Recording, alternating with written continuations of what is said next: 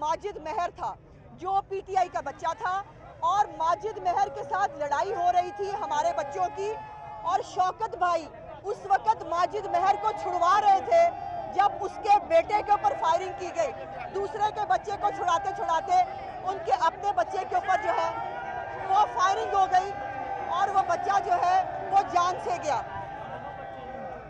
और ये दोनों बच्चे जो जान से गए ये हमारे बच्चे हैं। इनकी लाशों पे सियासत मत करो। सारी जिंदगी सानिया मॉडल टाउन के जो मुतासरीन हैं उनकी लाशों पे सियासत करने वाले, कफन पहन कर निकलने वाले और अपनी लाश अपना तख्त जो है वो लाशों पे सजाने वाले आज फिर वही काम कर रहे हैं। और शर्म ये नहीं आ रही कि इस जिले से ताल्लुक है तुम्हारा, कैसे मुंह दिखाओगी, कैसे मुंह दिखाओगी इस शहर के लोगों को? उस्मान डार कैसे आओगे इस शहर के लोगों के सामने जिनके बच्चों को मरवाया है तुमने? जो 5 बच्चे जख्मी हुए हैं डस्का के अंदर, एक है तैयब, एक है हैदर, एक है कमरुज़्ज़मान, एक है शिराज और आखिरी बच्चा है साजिद महर जो माजिद महर का भाई है। और ये 5 बच्चे जख्मी हैं। इनमें से 2 बच्चों को गुजरावाला रेफर कर दिया गया है, जिनमें से एक बच्चे के दिल पे गोली लगी है। मोहतरमा फिरदौस आशिक अमान साहिबा, उस बच्चे के दिल पे गोली लगी है। मैं पूछना चाहती हूँ जब ये फायरिंग हो रही थी क्यों खामोश तमाशाई था रिटर्निंग अफसर? मैं पूछना चाहती हूँ क्यों खामोश तमाशाई थी पुलिस और रेंजर्स और किसी ने इनको रोकने की कोशिश नहीं की? और अगर ये मैं मान भी लूँ कि ये मुस्लिम लीग नून के लोग थे फिर पकड़ा क्यों नहीं? क्यों नहीं पकड़ के आगे पुलिस के सामने ला के पेश किए कि ये लोग हैं? दनदनाते फिरते रहे इन सड़कों के ऊपर वो मोटरसाइकिल वाले। और मैं अभी एक वीडियो शेयर कर रही हूँ अपने मीडिया के ग्रुप के अंदर, जिसके अंदर अली असजद मल्ही जो पीटीआई का कैंडिडेट है उसके गार्ड उसके सामने फायरिंग कर रहे हैं और मल्ही साहब वहां साथ खड़े हैं। ये वीडियो भी मैं आपके साथ शेयर कर रही हूँ। कितना छुपोगी, कितना झूठ बोलोगी? खुदा के खौफ से डरो। बच्चों की लाशों पे भी तुम्हें बातें करते और सियासत करते शर्म नहीं आई? अल्लाह का करम है, मैं उसकी ज़ात से 100 दफ़ा डर के कहना चाहती हूँ अभी तक जितने रिजल्ट्स आ रहे हैं उस सब में शेर आगे है। और यही तकलीफ थी, यही प्रोग्राम था कि शेर ने हर जगह से शेर ने निकलना है, सारा को कम किया जा सके। टर्न आउट तुमने जितना मर्जी कम करने की कोशिश की, लेकिन जितना भी टर्न आउट हुआ है उसमें शेर जीता है। अल्लाह के करम से शेर को लीड हासिल है और उसकी ज़ात से डर के कहती हूँ कि परवरदिगार की ज़ात होती है इज़्ज़त और ज़िल्लत देने वाली, तुम जैसों के हाथ में, इसीलिए अल्लाह ताला ने इज़्ज़त और ज़िल्लत नहीं रखी। मैं सिर्फ ये कहना चाहती हूँ कि इन बच्चों का जो 2 बच्चे हैं, एक पीटीआई का बच्चा और एक जो पीएमएलएन का बच्चा है और जो 5 इंजर्ड है, इनके खिलाफ एफआईआर उस्मान बुज़दार और उसकी हुकूमत के खिलाफ दर्ज होगी, क्योंकि उस्मान बुज़दार पूरी हुकूमत पंजाब के साथ खामोश तमाशाई थे और उन्होंने बच्चों को मरने के लिए छोड़ा, पुलिस को इस्तेमाल किया, पुलिस ने ठप्पे लगाए, पुलिस ने जो है वो रेंजर्स ने गिरफ्तार किया इनके एसएचओ को, हमने गिरफ्तार नहीं किया जब कत्ल हो चुके थे उसके बाद। तो इसलिए हकायक को सामने लाना बहुत ज़रूरी है। मैं जो पीटीआई के भी बच्चे ज़ख्मी हुए हैं, जो पीटीआई का भी बच्चा शहीद हुआ है, मैं दिली ताज़ियत करना चाहती हूँ उनके वालिदैन के साथ, उनके ख़ानदान के साथ। ये जो गंदगी, गाली और गोली का कल्चर पीटीआई की हुकूमत इस पॉलिटिक्स के अंदर लेके आई है, उसका खमियाजा न जाने हमें कहाँ कहाँ कैसे कैसे भुगतना पड़ेगा। यही खौफ था जिसके लिए हम 3 दिन से राना सनाउल्लाह साहब भी, मैं भी, तमाम पार्टी लीडर्स भी, ख्वाजा साद रफीक साहब, जावेद लतीफ़ साहब, हम सब कह रहे थे कि खुदारा कानून को हाथ में मत लीजिए, खुदारा रियासत को इस्तेमाल मत कीजिए, लेकिन नहीं सुना और उसका खमियाजा आज ये गरीब ख़ानदान भुगत रहे हैं जिनके जवान बच्चे गए हैं। सो शर्म आनी चाहिए फिरदौस आशिक अवान को इन बच्चों की लाशों पर सियासत करते हुए।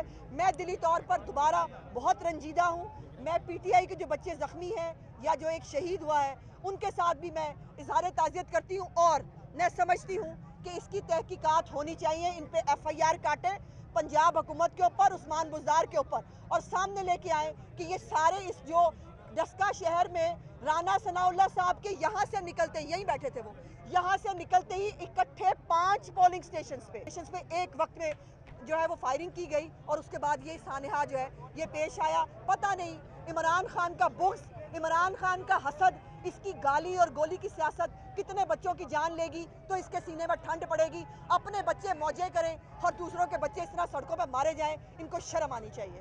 बल्कि जो बात है ना आज की, आज तो आप अपनी आंखों से देख रहे थे, ये पिछले 3 दिनों से फायरिंग कर रहे थे डस्का शहर में, और अगर इंतज़ामिया उनको प्रोटेक्ट ना करती, 3 दिन पहले जो फायरिंग की जा रही थी अगर उस वक्त रोक लिया जाता तो ये 2 शहीद जो हैं, 2 कीमती जानें जो हैं, ये बच सकती थी। और मगर एक प्लानिंग से, एक मनसूबाबंदी से डस्का शहर में खून की होली खेली गई ताकि लोग डर से, खौफ से अपने घरों में बैठ जाएं, वोट कास्ट करने ना आए। ये इनकी मनसूबाबंदी थी। मगर हम बता रहे हैं कि हम इंतज़ामिया ये जो छोटे छोटे डीएसपी या कोई एसएचओज हैं, इनके खिलाफ कोई एक्शन नहीं, हम एक्शन लेंगे। बुज़दार के खिलाफ हम एक्शन लेंगे। इमरान खान के खिलाफ जो पिछले कई दिनों से इंतज़ामिया को यरगमाल बनाकर उनको कह रहे थे कि अगर ये इलेक्शन तुमने जीत कर ना दिया तो किसी जगह नौकरी नहीं कर सकोगे, मगर उन्होंने नौकरी बचाई, कीमती जानें ज़ाया कर दी। इसका हिसाब इमरान खान को और बुज़दार को देना पड़ेगा। क्या आप जिम्मेदारी से इस बात को तस्लीम करेंगी अगर आज़ादाना तहकीकात होती है, चाहे वो नून लीग या पीटीआई या किसी और जमात के वो कारकुन निकलते हैं, तो आप नून लीग जमात अपने कारकुनात के पीछे नहीं आएगी, उनका साथ नहीं देगी जिन्होंने फायरिंग की? भाई कमाल सवाल, बहुत बहुत मेहरबानी, कमाल सवाल है आपका। यानी जो हुकूमत की सरपरस्ती में गुंडागर्दी होती रही, जो हुकूमत की सरपरस्ती में पुलिस के सामने फायरिंग होती रही, अगर वो पीएमएलएन के लोग होते ना तो आप बेहतर जानते हैं, उनको अभी तक फांसी पे टांग दिया होता। और ये पीटीआई के लोग ही थे जो अभी तक खलाई मखलूक हैं, जो अब निशानदही भी नहीं हो सकती, जिनको आज तक पूछा नहीं जा सकता। और पोलिंग रोकी जाती रही सिर्फ ये कह के, मेरे पास वो फुटेज भी मौजूद है एसएचओ की, वो कहता रहा जब तक निशानदही नहीं होगी कि लोगों ने जो है वो फायरिंग की है तब तक पोलिंग नहीं होगी। 3-3, 4-4 घंटे फायरिंग का बहाना बनाकर पोलिंग रोकी गई। और मैं समझती हूँ कि फायरिंग जो एक साइड से हो या दूसरी साइड से हो, जो वन साइडेड पोलिंग जो फायरिंग की गई है इस वक्त डस्के की सड़कों पे आपने भी देखा, पूरे कैमरे की हर आंख ने देखा। ये कोई यहाँ पर नकाबपोश लोग नहीं फिर रहे थे, इसके ऊपर तहकीकात होती। अभी तक अगर कोई हमारा लोग होते वो कभी के फांसी चढ़ गए होते। ये इन्हीं के लोग हैं जिसको, और उस्मान डार जो है वो उसने आज टाइगर फोर्स बुलवाई हुई थी। उस्मान डार साहब की आज टाइगर फोर्स जो है उसने आज यहाँ पर दादागिरी की है। ये टाइगर फोर्स के लोग थे जो मुख्तलिफ इलाकों से आए हुए थे और उन्होंने यहाँ आकर फायरिंग की है, और वो ये तमाम हालात बिगाड़ने में जिनका रोल है। उस्मान डार मेन कल्प्रिट है इस सारे सानेहात के पीछे, और वो मास्टरमाइंड है। इसलिए ये जो उसने बड़ा एहसान किया था कि उसने मावने खसूसी का चंद दिन के लिए ओहदा छोड़ा, तमाशा बना लिया है। हुकूमत के ओहदे भी तमाशा हैं, ये मुल्क भी एक तमाशा है, आते हैं तमाशा करते हैं चले जाते हैं। उस्मान डार के मैं कहती हूँ हुकूमत पंजाब से, अगर इस सारे वाक़े का खुरा निकालना है उस्मान डार को अरेस्ट करें। वो अपने टाइगर फोर्स के नाम भी बताएगा और पता चल जाएगा कि डस्के की सड़कों पे कौन फायरिंग करता रहा है। ये बताएं कि यहीं पर वो फायरिंग हुई, फिर माहौल कशीदा हुआ, आप जाहिर है कि सारी मॉनिटरिंग करते रहे, तो क्या समझते हैं किस हद तक टर्नआउट जो है वो मुतासर हुआ है, आपके वोट कितने जो है वो कास्ट नहीं हो सकते? मैं समझ रही हूँ कि इस खाली इस पोलिंग स्टेशन में 3 घंटे से ज़्यादा पोलिंग बंद रही है, और ये वो थिकली पॉपुलेटेड एरियाज़ हैं जहाँ पर हज़ारों की लीड जो है वो डस्के से शेर को हमेशा मिलती रही है। असद मल्ली साहब यहाँ से ज़मानतें जब्त करवा के निकलते रहे हैं, और यहाँ पर ही इनकी ज़मानत जब्त होनी थी। यही खौफ था कि जो हमारे थिकली पॉपुलेटेड एरियाज़ थे वहाँ पर पोलिंग बड़े तरीके से, बड़े ऑर्गेनाइज तरीके से जो है वो रोकी गई, लेकिन उसके बावजूद भी टर्न आउट कम ज़रूर हुआ। हमारे लोगों को, बहुत सारे लोग, मेरे पास वो फुटेज मौजूद है कि ख़वातीन को जो है वो अंगूठे लगवा के भेज दिया गया, आपको दोबारा वापस बुलाते हैं, और बैलेट पेपर उनके अंदर ही रह गए।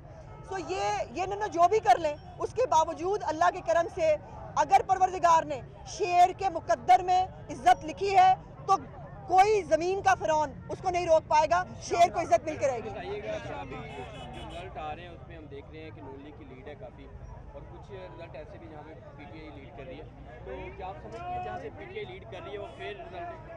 नहीं, देखिए, हमने कभी नहीं कहा कि कौन सा, हमने कभी, अगर फॉर्म 45 के ऊपर पोलिंग एजेंट्स के सामने गिनती हुई है और अगर पोलिंग के दौरान आपने हमारे लोगों को शेयर की पर्ची देकर बाहर नहीं भेजा तो हमें कोई एतराज़ नहीं, और हमें हारना और जीतना दोनों आते हैं। लेकिन ये जो रोते हैं ना, जिसकी मुकद्दर में सारी ज़िंदगी रोना लिखा है और जिसको हम हमेशा कहते हैं रो इमरान रो, इसने रोते ही रहना है। ये 2018 की इलेक्शन में भी रो के आरटीएस बंद करा के मुसल्लत हुआ है, और अब भी मैं अल्लाह ताला से डर के कहती हूँ, इस मुल्क में जब भी फ्री एंड फेयर इलेक्शन होगा, इमरान खान अपनी कंपनी समेत उसकी जमानतें जब्त होंगी, जो इस वक्त हालत है मुल्क की। लास्ट में बता दीजिएगा, आम इंतखाबात में आपकी जमात सिलेक्टर्स पर और अपोजिशन भी धांधली का इल्ज़ाम लगाती रही है सिलेक्टर्स पर। ये जो ज़िमनी इंतखाबात हैं, क्या ये हुकूमती मशीनरी पर इल्ज़ाम है या सिलेक्टर? अभी हमें आज यही देखने में मिला कि जो पुलिस है, पंजाब पुलिस,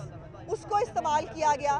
पंजाब पुलिस के सरकारी जो वसाइल हैं उनको इस्तेमाल किया गया, और हमें खामखा किसी पे इल्ज़ाम लगाने का शौक़ नहीं है। जो नज़र आता है, जो कैमरा देखता है, जो हमारी आंख देखती है, वही बात की जाती है। लेकिन एक गिला ज़रूर है, इलेक्शन कमीशन नाकाम रहा है अपनी रिट कायम कराने में। रेंजर्स जो हैं उनके सामने लॉ एंड ऑर्डर ख़राब होता रहा, वो अपना रोल प्ले नहीं कर सके। लेकिन मेन कल्प्रिट इसके अंदर पंजाब पुलिस है, जिसने आज पुलिस गर्दी की इंतहा कर दी। लेकिन पंजाब पुलिस को फिर भी कुछ नहीं मिलेगा, इंशाल्लाह शेर जीतेगा। YouTube पर गूगली न्यूज देखने के लिए youtube.com की सर्च बार में गूगली न्यूज टीवी टाइप करें। गूगली न्यूज के पेज पर सुर्ख रंग के सब्सक्रिप्शन वाले बटन पर क्लिक करना ना भूलिए। YouTube पेज पर अपलोड होने वाली वीडियोस से बाखबर रहने के लिए बेल आइकन पर क्लिक कीजिए। आपको हर नई वीडियो के बारे में नोटिफिकेशन मौसूल हो जाएगा।